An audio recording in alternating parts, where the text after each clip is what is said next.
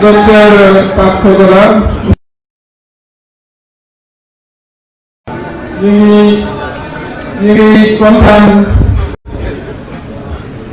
ci li nga ñu defal tey ginnaaw bi ma la nuyoo ci turu leader coalition Diomaye président yi teew ak ci ministre yi ak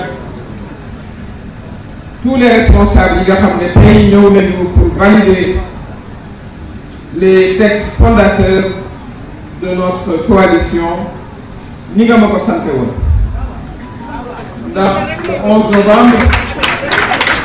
nga bindoon bataaxal ne ma bëggoon naa nga structurer ma suma coalition jox ma ci ay tegtal am naa yaakaar ne topp nañu tegtal yooyu en tout cas def nañu ci liñ ko mënoon yépp jébbal na pays googu muy le rapport final de restructuration de la coalition. Monsieur le Président, dañu doon bind tamit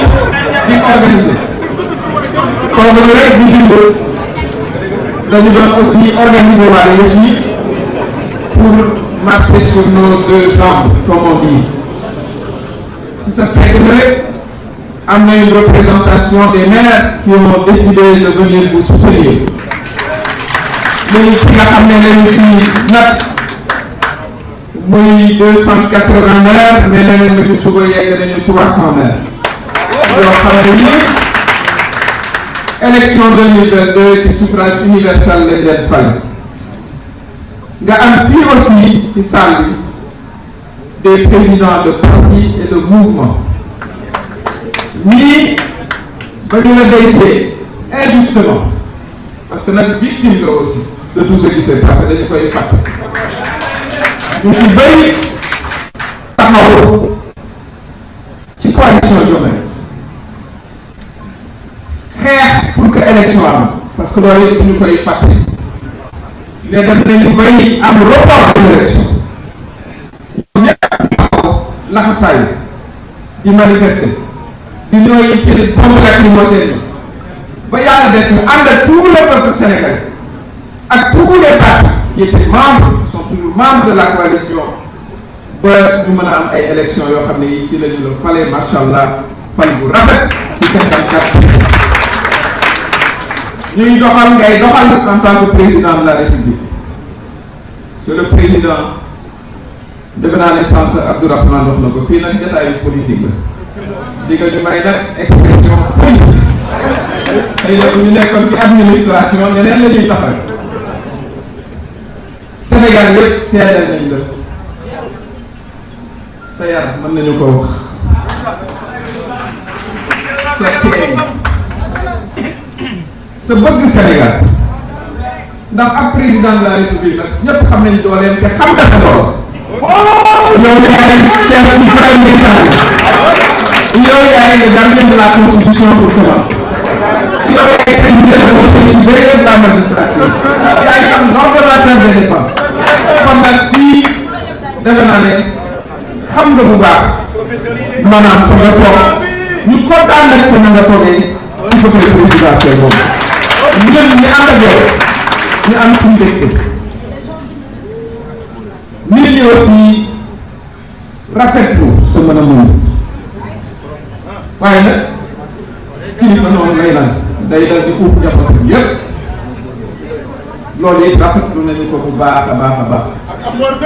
waaye en tant que coalition Diomaye président li ñu rafetlu monsieur le président mooy sa kóllëre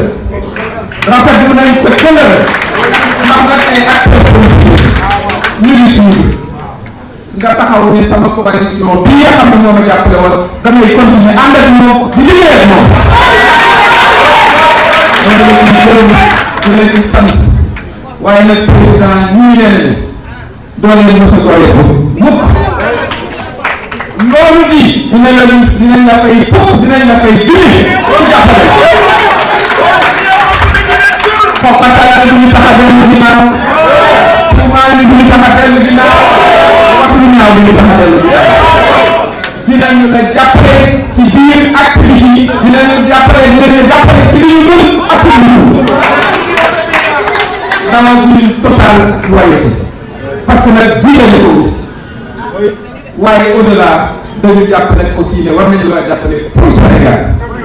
parce que nag aussi ñu ngi lay observé baax ngay wàcc sur le terrain saa yoo jëlee kàddu luy defar Sénégal ngay ba ñuy waxtaan ci papier yi ndax nag aussi jëflante nañu toujours moom ay points particuliers surtout ba ñuy wax think tank daf ñu ne koom-koom bi bëgg naa ngeen ciy xalaat économie solidaire bi bëgg naa ngeen ciy xalaat wax na dëgg woon bëgg naa aussi lépp lu jël ci jigéen ñi ci ndaw ñi parce que loolu mooy sa yitte du matin au soir kon ñun ñii nga xam ne ay responsable de parti lañu dañu lay jàppale ci wàllu pour nga liggéey Sénégal ni nga ko liggéeyoon Sénégal parce que nag ñun ñoo àndoon ak yow di campagne ànd ak yow campagne sénégalais yi fal la waaw bu ñu àndee yow campagne ñu fal la lu ñuy def mënul jàppale la pour que la ngay diglante woon ak sénégalais yi nga am ci résultat ak une grande satisfaction noonu la ñuy taxaw noonu la ñuy taxawee monsieur le président de la république coalition bi nag ni ñu koy wax ni ñu ko waxee sax bëgguñu rek toog au niveau national dañu bëgg une tripolarisation de la coalition ñëpp bëgg nañ bëgg ne waxtaan nañ ci te bëgg nañ mu am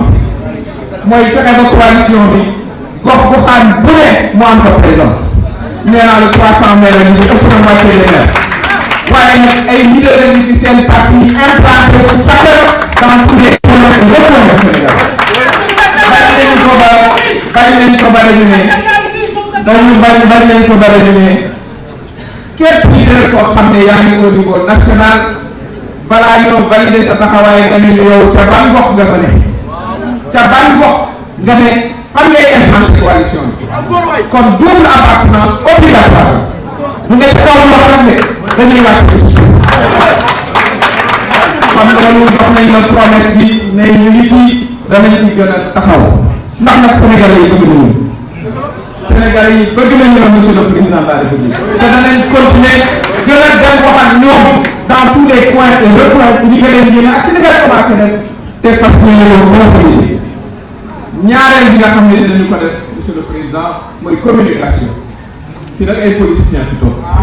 laa mel ni mënta lekk moroom xanaa kay dañuy xam ne